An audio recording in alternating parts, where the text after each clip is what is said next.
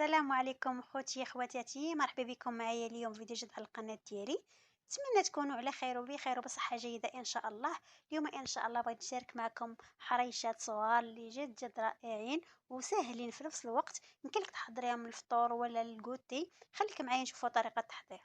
نبداو على بركة الله. غنحتاجو جوج كيسان ديال الحليب، نص كاس ديال الزبدة وزيت، شوية ديال الملحة، خمارة ديال الحلوى، وجوج معالق ديال السنيدة، وتقريبا ربعة ديال السميدة رقيقة.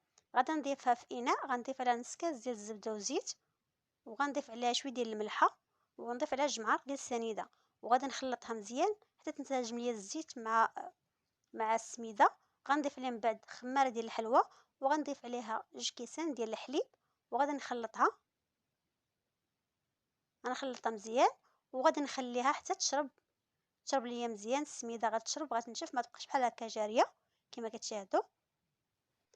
بعد ما شربات ليا الحرشه، غادي نحتاج غلاقه كما هذيك كما كتشاهدوا باش تجيني ساهله.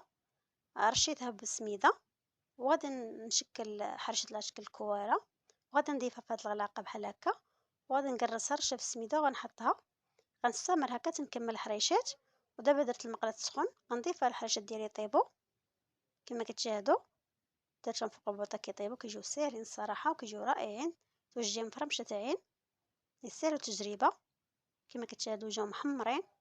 بعد ما كملت الحريشات ديالي، هذا هو الشكل ديالهم، كيجيو رائعين، كيجيو غزالين. نتمنى تجربوهم، واللي ما مشتركش في القناه يشترك عندي في القناه ويبارطاجي مع الاهل والحباب ديالو باش يوصلهم ديما الجديد. وما تنساوش تكملوا الفيديو حتى للاخر. هذا هو الفيديو ديال اليوم، نتمنى ينال الاعجاب ديالكم ويكون خفيف على القلوب ديالكم.